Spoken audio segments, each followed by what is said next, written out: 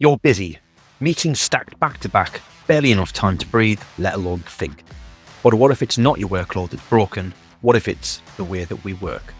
In this episode of MarketPulse Pros and Pioneers, I sat down with Hayley Watts, time management and burnout ninja who's lived both chaos and calm. She's been a stressed out CEO and now she coaches overwhelmed professionals on how to fix the systems that are scrapping them. We dive into her journey, the lies we tell ourselves about stress and the small shifts that could make your work and your life a whole lot better. I used to describe my job sometimes as I do all the jobs other people don't want to do, or that we don't have funding for. If somebody had have said, Hayley, you just need to be a bit more organised, I would have been really rude to them because I was like, I've got a list, I'm organised, I'm on it, I've got a timetable, I've got a plan. But the plan never actually happened.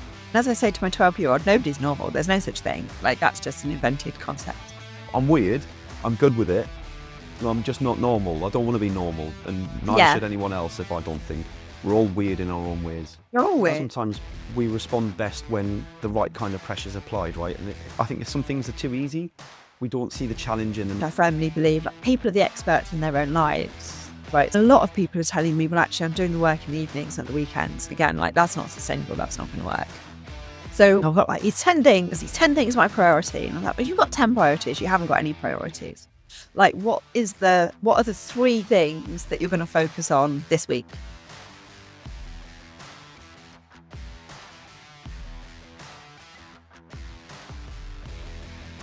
Do you feel like there's never enough time in the day? Hayley Watts, productivity coach and author of How to Fix Meetings, shares on today's episode how business owners can work smarter, not harder. Hayley's a productivity coach, speaker, an author who specialises in helping overwhelmed business owners and teams regain control of their time and workload. As the founder of Inspireful and a productivity ninja with Think Productive, Hayley has worked with organisations of all sizes, from small business owners to large corporate teams, helping them improve focus, efficiency and well-being. She's the author of How to Fix Meetings, a book that challenges the way businesses approach time management and productivity. And Hayley's passion lies in helping people create habits that make work and life feel easier without adding to the overwhelm. Hayley, that is one of my favourite bios so far of season 2. I love it. Welcome to the show. Hi, welcome. Thank you for having me. No, it's genuinely a pleasure. It's genuinely a pleasure. Before we dive too deeply into what you do right now, I wonder if we can kind of rewind time a little bit and just come back to the early part of your career where you. I'm going to guess something before we start talking this, and we can find out whether I'm right or not. I'm going to guess that you were put into high pressure environments and learned to survive the hard way, and want to teach other people how to survive without having to go through that painful process, because it feels very similar to how I do things, but I don't want to teach people how to do it. Sorry, everyone. So, if we think back to the beginning of your career, then what was your first job, Hayley? Oh, well, what I think of as my first proper job was working in a student union with students who wanted to volunteer out in the local community. That involved some elements of training. We did training around like presentation skills, assertiveness, all those kind of transferable type skills. But it got me really interested in volunteering and volunteer management. So my early career was in that kind of space. And when I'm doing management training now, I often say, like, the first people I managed were all volunteers. And if you mess that up, they just leave and you don't see them again. So I had to get good at it pretty quickly. And then I became a few jobs in, I became the CEO of a charity that supported other organisations who were involving volunteers. So I did a lot of management training, but actually, that job was quite stressful. It was quite overwhelming, right? Anybody who's worked in the charity sector will know, there's not enough money. It was a membership organisation, so people paid to be a member of the organisations. There's a certain amount of perceived expectations. Like I thought the expectations were quite high and wanted to meet and exceed those. But it did mean that I was doing everything. Like, in a small organisation, I used to describe my job sometimes as I do all the jobs other people don't want to do, or that we don't have funding for. So everything from kind of HR, marketing, fundraising, and doing the actual job and delivering the work, as well as managing a team of people. And that's how I came across all this productivity stuff, because I was really stressed. I was overwhelmed. And I went back to I had a conversation with my team of managers, and they were managing different projects in the organization. And I said to them, like, what would you do if your project was the best example in the country of the project that you're working on? What would be different? What would be happening? And they came up with the most fantastic ideas. Then my next question is like, well, why aren't we doing these things? And they were all like, oh, well, we'll just spend all this time in email and responding to emails. And that's kind of, takes up most of my day. So we got Think Productive to come in and did some email training with us. And it genuinely changed my life. I felt so much less stressed and overwhelmed by all the incoming communication. And then I was like, well, I need to learn more about this productivity and habits stuff, because if it's made this much difference just looking at email, what if I could apply some of this logic to all the other aspects of my job? Special shout out in today's episode for our charity partners, ADHD Liberty, led by Sarah Templeton, who are part of the fight to prevent the school to prison pipeline for ADHD and neurodiverse individuals. If you'd like to find out more, you can visit them. The show links are in the notes below, and I would encourage you to go along and have a look and educate yourself on their fight. It's an incredibly important cause, and we're super proud to have them as charity partners for the MarketPulse Pros and Pioneers podcast.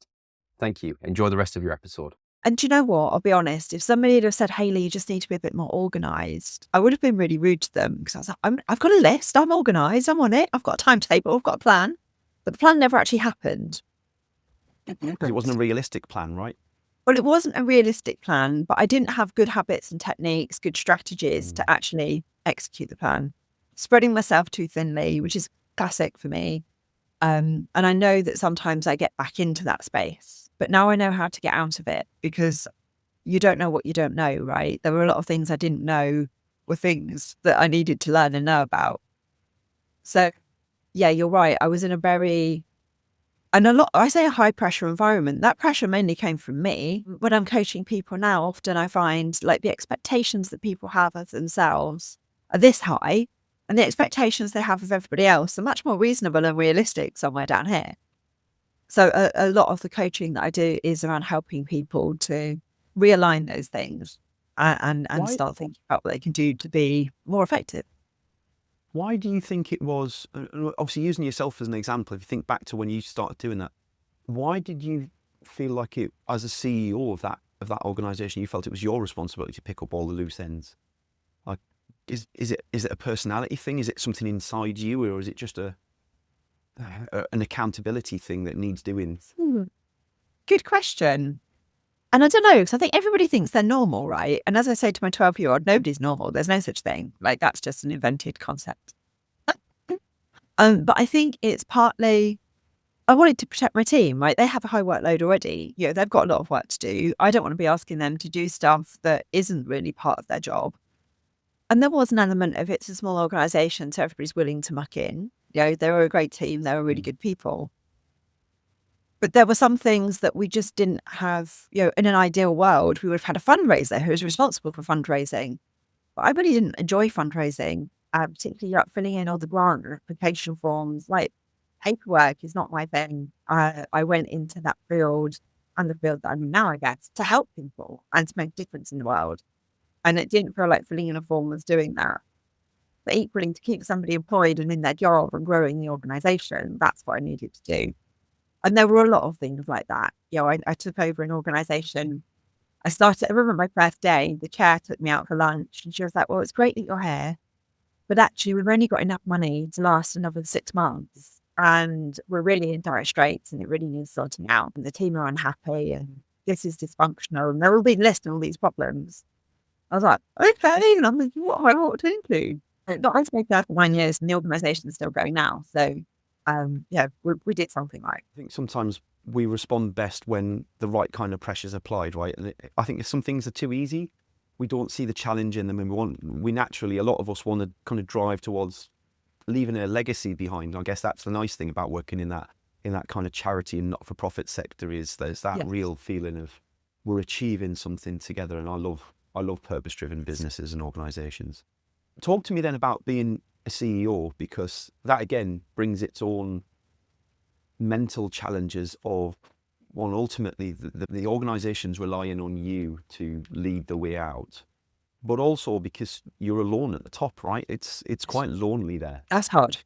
Yeah, that was hard. And I was quite lucky in that I was working in central London, and most London boroughs had an equivalent organisation doing similar kind of work. And I created a network among those other CEOs, and we had some regular, very informal kind of catch ups. And we did some kind of more formal coaching of each other and action learning, and getting together as a group was amazing. Like, that was my support network, really. And I could pick up the phone to any of those people and go, this has happened, what do I do? As well as the kind of more strategic thinking. We deliberately created a space for us to think more strategically and help and support each other with that, which was really important. And that's one of the things that I found really valuable. So when I'm doing management training with businesses now, I often encourage them to have that kind of peer learning space, as well as just a training day or a series of workshops, to give people those skills to be able to help and support each other when I stop working with that business, and to create that supportive environment for each other. I think very often our tendencies as helpful human beings, somebody comes to you with a problem and you want to give them advice and tell them what to do. But actually, as a coach, I firmly believe people are the experts in their own lives, right? Somebody should come along and say, oh, you should do this, this, and this in your organization. But I know the people, I know the context, I know the background. And no amount of explaining that to somebody else is going to help move things forward. So those kind of peer learning environments, I think, are really important and valuable. So I'm curious then. So you went down a path of figuring out how to be more productive and efficient for yourself, for your own survival, and for your own, to reduce your overwhelm, your mental health, all the rest of the things that come with being able to survive.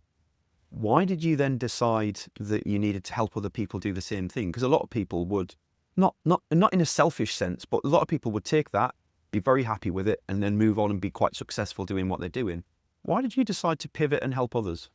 I guess my job was about helping others, or at least that's how it very much was. That's how I saw it. But I'd been doing that for 9 years, and that felt like it's kind of time to move on. Also, I had a 2-year-old at the time that I finished in that role.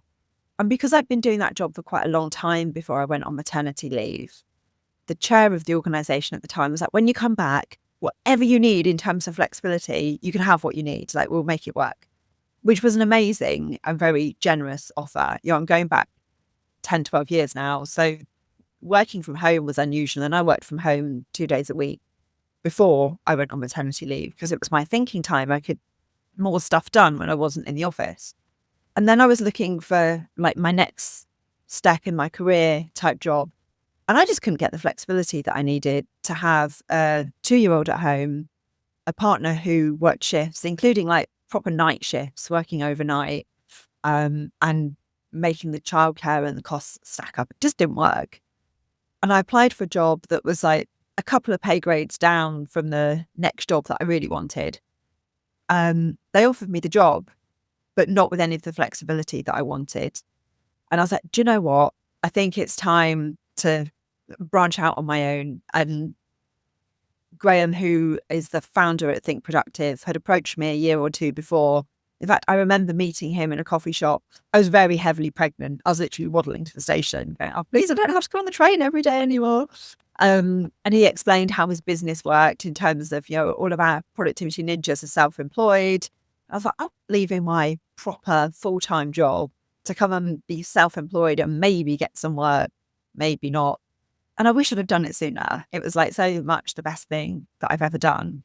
And then, fast forward, I've been doing what I do now for 10 years. And one of my friends said to me, oh, yeah, I'm feeling really stressed. I'm feeling really overwhelmed. I was like, that's what I help people with. But she's like, yeah, but you do that for businesses in like corporations and charities and statutory sector organisations. You don't do that for like self-employed me working at my kitchen table. I was like, well, maybe I should. And so in the last couple of years, I've been doing a lot more of that kind of work, in addition to the stuff with businesses, because I do like helping people. I don't like seeing people struggle. And when I was in that position, I didn't know that there was a different way of doing things. I thought I was quite organised, and I really wasn't. I was probably, looking back, quite chaotic in how I work. And sometimes I get back into that place. But the difference is I've got the skills now to know that I'm doing that. I recognise it and I know what to do to make the changes. And I think that can be the hard thing for a lot of people working on their own. They haven't got anyone to be accountable to. It's easy to just spend the day getting lost in emails and social media and responding rather than being proactive. I think that's, you know what, I so many of the, not just solopreneurs, I guess, but entrepreneurs in general, anybody who gravitates towards running their own business, I find that a lot of them have neurodiversity of some way, shape or form, right? Like I am quite on, and I talk about it a lot on this show, right? We've had some amazing guests on the show who've gone from prison to running their own $10 million a year business. We've had Guinness World Record holders who used to be addicts and all sorts of stuff, all through neurodiversity. But I do think that that's particularly challenging when you are neurodiverse, because certainly for an ADHD angle, like for me, if a client hands me some work to be done, I'm like, I feel like I have to get it off my desk there and then. Like, I really hate leaving things overnight. And I've gotten older, I've gotten better at managing that kind of expectation of myself. Like, this doesn't need to be done today. Look at your diary for tomorrow. Tomorrow is going to be a decent day. And whilst we can't count on that whole diary staying free, or a chunk of it in the morning is going to be free. We don't need to stay up till 11 o'clock tonight, Paul. But like, what's your advice to business owners who are out there who are perhaps feeling like things are normal, but noticing the signs of burnout? They don't really want to talk to just anyone about things. How can they kind of self-diagnose when they need to do something about it, I guess is what I'm saying. Oh, great question. I like that. You're asking questions I've not been asked before. I think it's that when you're finding it hard to switch off, when you're in a place where you're like, it's constantly on your mind and it's worrying you. You don't want to get to the point where you're having sleepless nights about it. But, if that's where you're at, that's like definitely a point. But an inability to switch off and say, right, it's the end of the day, and then it's still on your mind and you're spending your time with your family and your friends, maybe checking your email, or it's just you're thinking, oh, I didn't do that thing I was supposed to do today. That feeling of there's just too much. I would just want to pause everybody else so I can catch up. But the world doesn't work like that, right? We can't pause everybody else so that we can catch up. And sometimes, the first thing people need to do is just take a break, whether that's go for a walk or, just take 10 minutes away from your desk and breathe, move. A lot of us don't do that enough, spending time stuck at our desks. So I think when you're feeling that sense of there's just too much, I'm never going to get on track, I can't focus, I can't concentrate.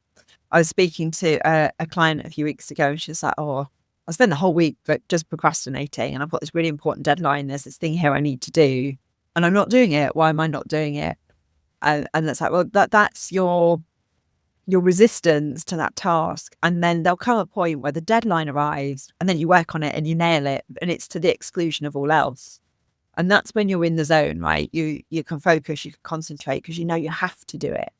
But actually you could have done a little and often a few weeks before. And that deadline focuses the mind. It creates, you said earlier, it's the good kind of the right amount of pressure. But if you're working like that all the time, it's just exhausting and it's going to lead to feeling burnt out. Yeah.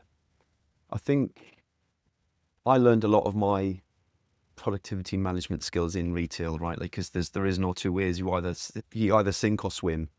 And I try and carry a lot of those lessons with me into what I do now. And I always used to have part of my day, like, to your point, I'd escape from the retail environment for a while, where I could. It wasn't always possible every day, but I remember the last store that I worked at was in Richmond in North Yorkshire, and there was a beautiful park right beside the store, and there was a Wetherspoons at the bottom of the street. Gonna lie, so my paperwork used to get done in the Wetherspoons. Yes, cool. Yeah, I'd enjoy a meal whilst I was doing work, which frustrated the hell out of my employees because they couldn't do the same thing. But also I was bearing the brunt of the force of everything from above and shielding them at the same time. I earned it, right? Like it was a very tough, demanding job. But I think a lot of us have learned coping mechanisms as we've gone through life, and I think, to your point, we start to feel like our coping mechanisms are enough, and everybody goes through this, and I don't need to change, I just need to work that little bit harder, or I'll get a break today, or something will go my way this week. Or the other one I really, really gets me frustrated is I need to get my jobs list done. Jobs list never, ever, ever done. You're kidding yourself, right? That's when you're going to give up.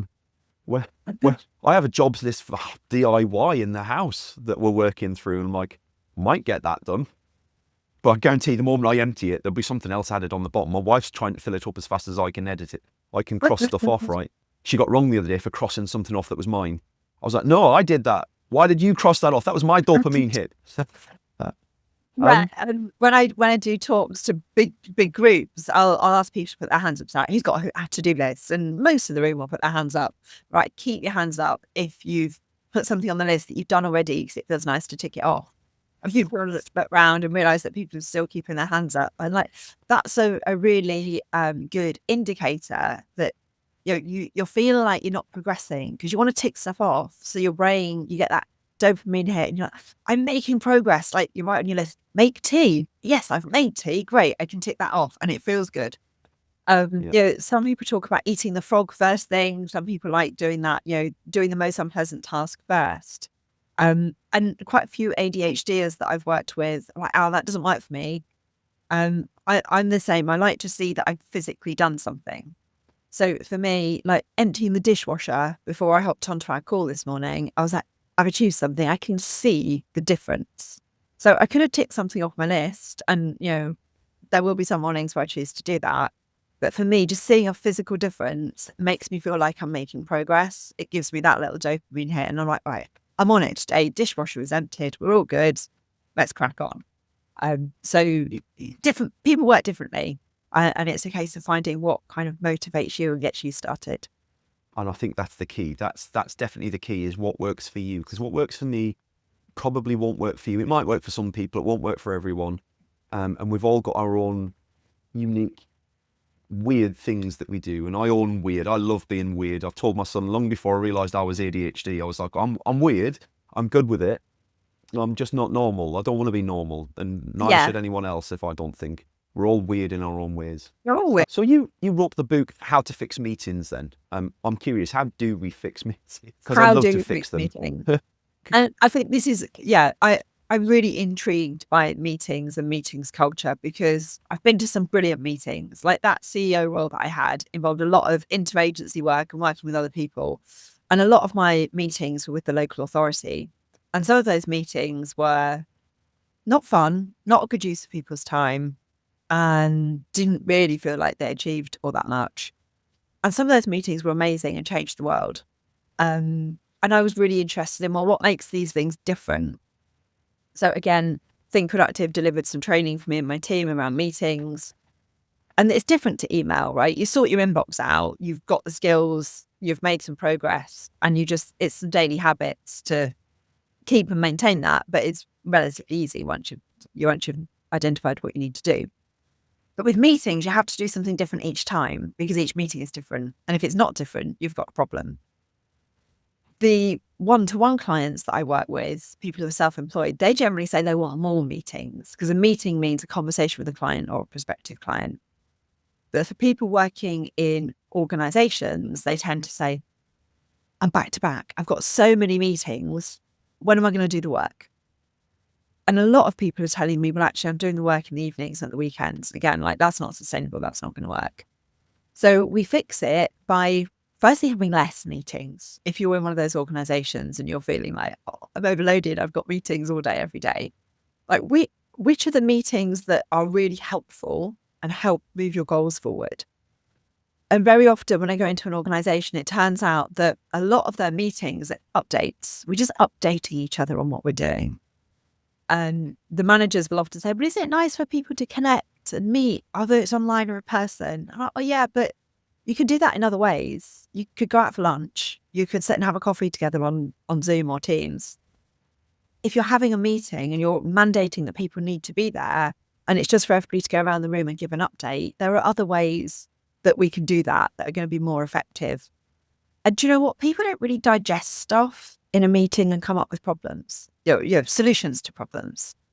Yeah. So if somebody shares their update and says, and this is what I'm stuck on before the meeting, then people can have a think about how they can help them get unstuck and use the meeting to solve problems, to move things forward, rather than to just share information.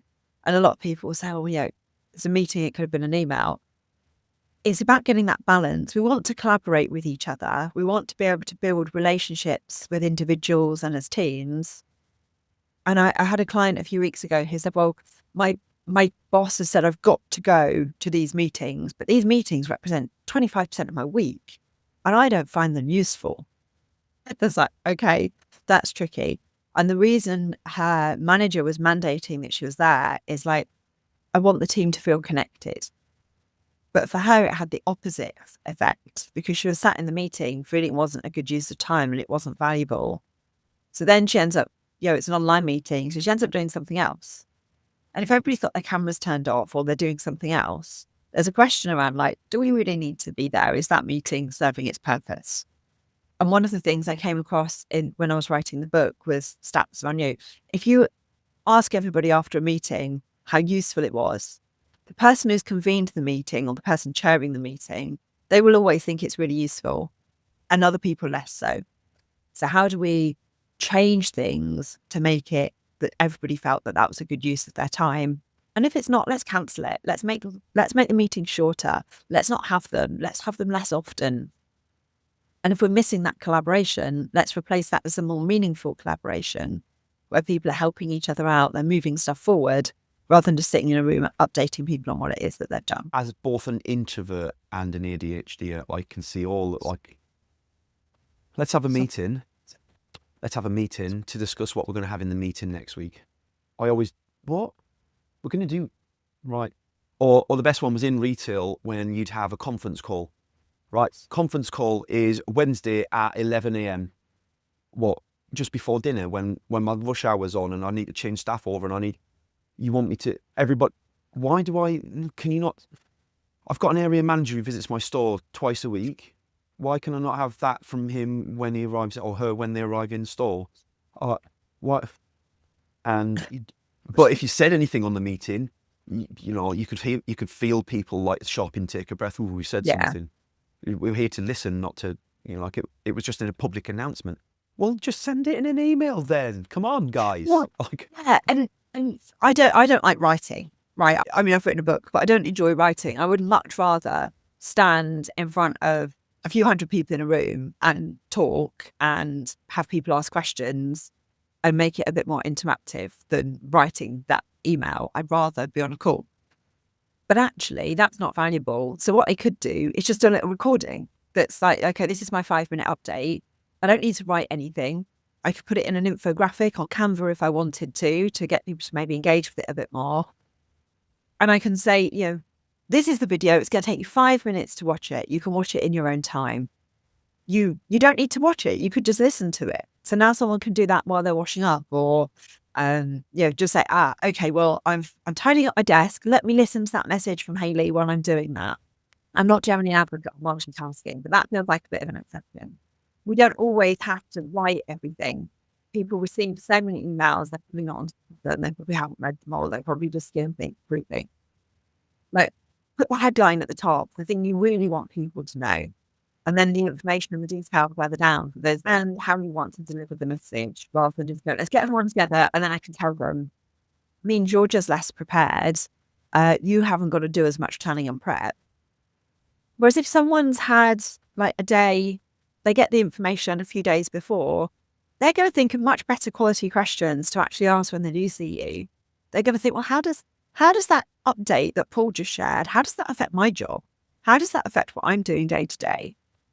And the quality of the questions, particularly from the introverts, is going to be much better. I think the world of work is often designed for people who are highly extroverted. And a lot of people are not highly extroverted. So we need to think of better ways that are going to work for everyone rather than just catering to the loudest.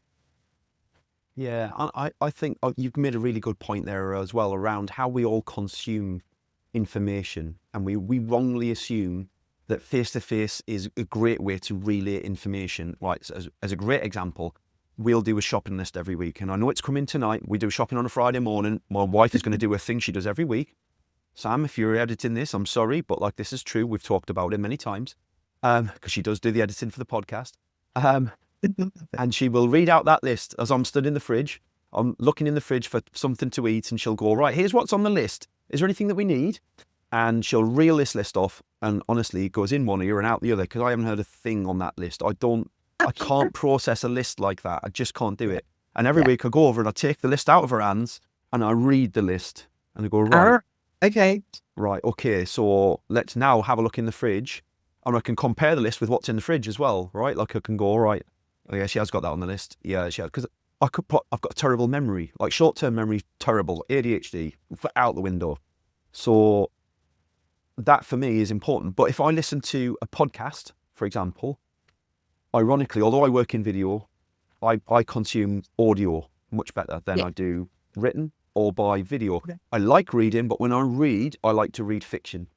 Yes. I don't very often get that time anymore with 2 kids, but I like to read fiction where I don't have to remember anything. It's all emotions, it's storyline. That's great. If it's something I need to remember, in the ear.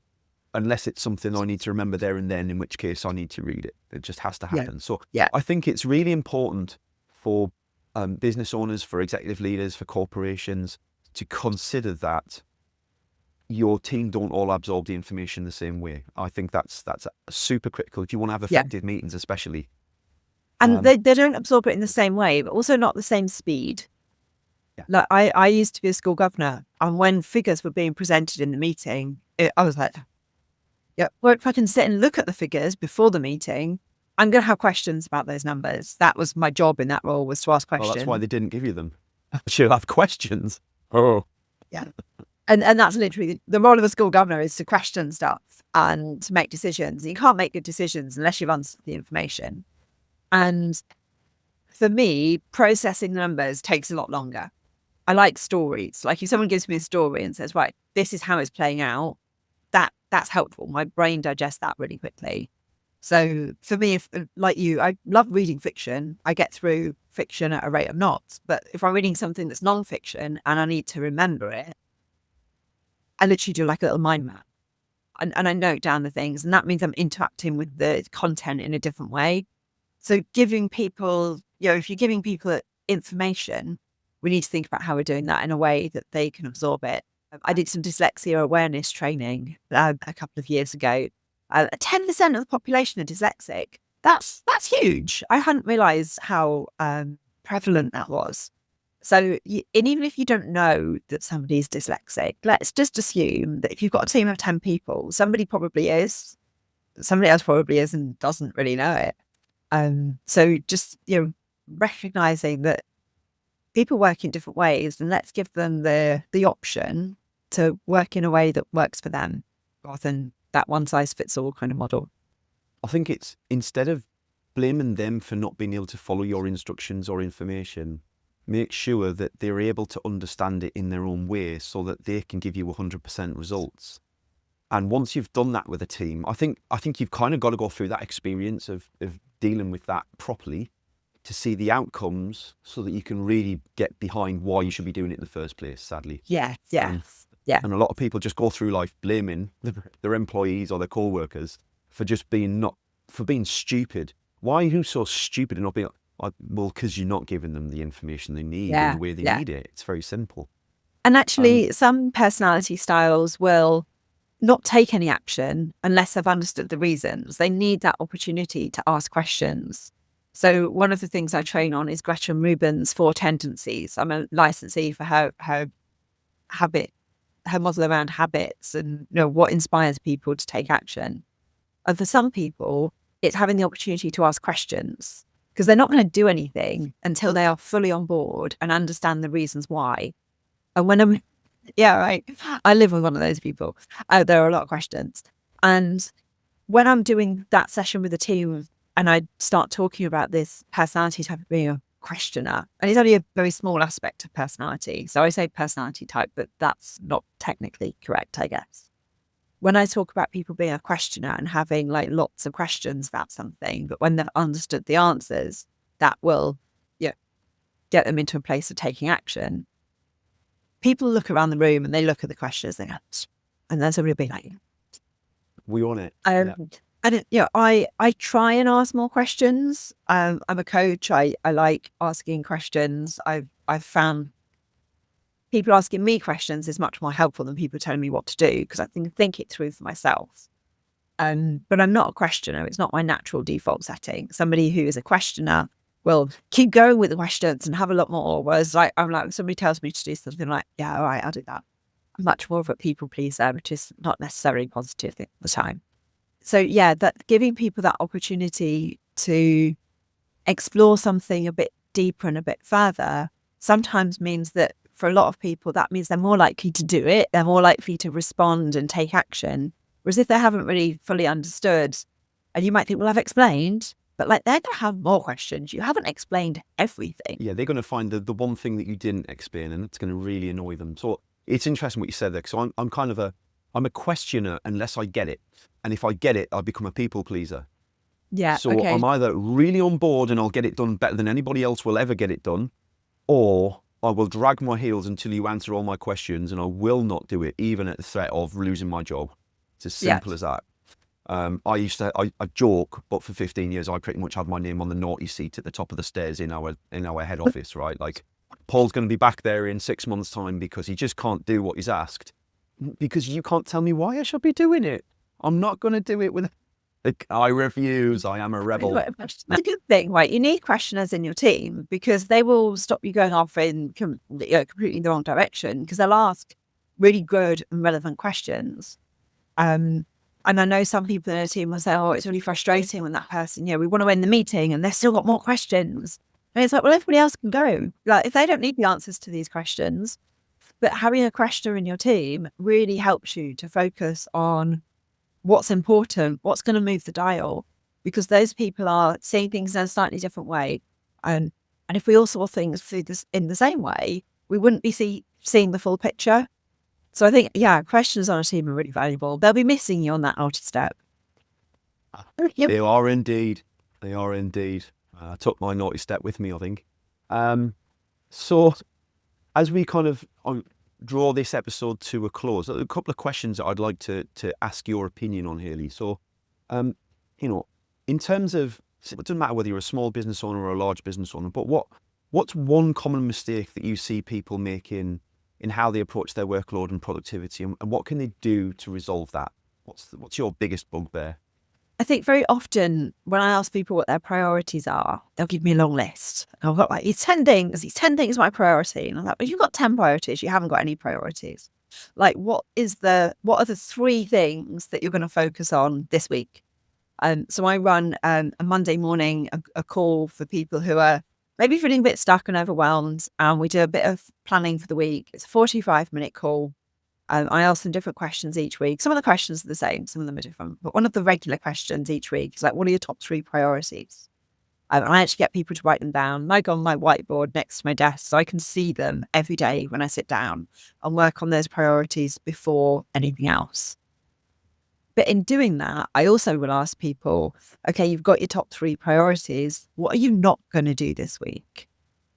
So that you're just making a really conscious choice. Okay, well, this isn't going to get my energy and attention this week. And that allows me to focus on these things over here. Maybe once every 4, 5, 6 weeks, I might challenge people and say, right, is there something that's just been on that list every week? So every week you've said you're not going to do that week. And maybe that's because it's not important and it's not impactful. We can get rid of that. We can let that go. That on a good ideas list of things to come back to in the future when we've got more resources, when we've sorted out our other priorities and we're maybe looking for some new ones. It's something to delegate. If it's editing your podcast, then maybe they need to work with somebody else to do that. So really thinking about what are the patterns and the trends that you're seeing in that. And are you moving the dial on your priorities? Like very often, somebody might put on their to-do list marketing. Like, that's my priority for the week, but that's massive. You can have 20 people working on that and they'll still probably go, oh, we could do with a 21st person. What's the next action is what you should be putting on your list. So my top tips would be to have like your overall top 3 priorities for the week and be clear on what your next action is in relation to each of those. Like, if I'm watching you do something, what am I seeing you do? Is that sending an email to someone? Is that looking at your website and rereading the text on the homepage and making a few tweaks? What does that actually involve doing? What's that next step? And that makes it so much easier when your brain comes to look at your list to go, that's really specific. I know what to do with that. Let me crack on with it. And then you tick things off more often, which feels good. Makes you want to do more stuff. I can feel procrastination rearing its head at the moment at the thought of rereading my homepage website text. Well, you won't really do that. That's okay. I need somebody else to do that for me at some point. We're getting there. It's been fabulous to chat this morning. I think we could have probably gone for another couple of hours easily. I know everyone at home will have found that incredibly useful, not just in the advice that you've given at the end, but like that grounding of where you came from, how you got where you are and why, I think is incredibly powerful for people who are, I meet so many people who are stuck in their job and they can see elements of what they want to do with their life, but they're just not quite courageous enough at that moment to take that leap. And it's lovely to meet somebody who's gone, do you know what, I was really good at doing this for so long, but actually what I enjoy doing was this, and that's what I do now. And you can see the passion in you. It's lovely. I love it. So congratulations on being who you are, I guess. And thank you for being an amazing guest, Hayley. It's been a genuine pleasure. Oh, yeah, pleasure to be on the show. Thank you very much.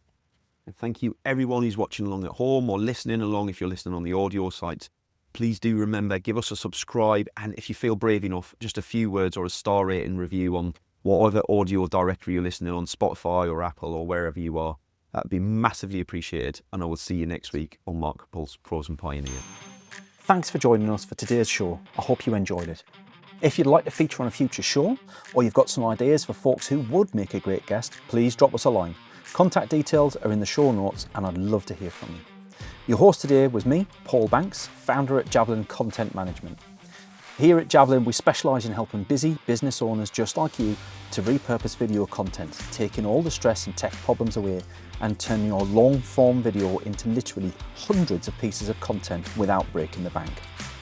We describe it as getting ideas out of your head into video and out to your socials. If you want to launch your personal brand, become the vendor of choice for your audience, or maximise your sales revenue impact, we'd love to hear from you.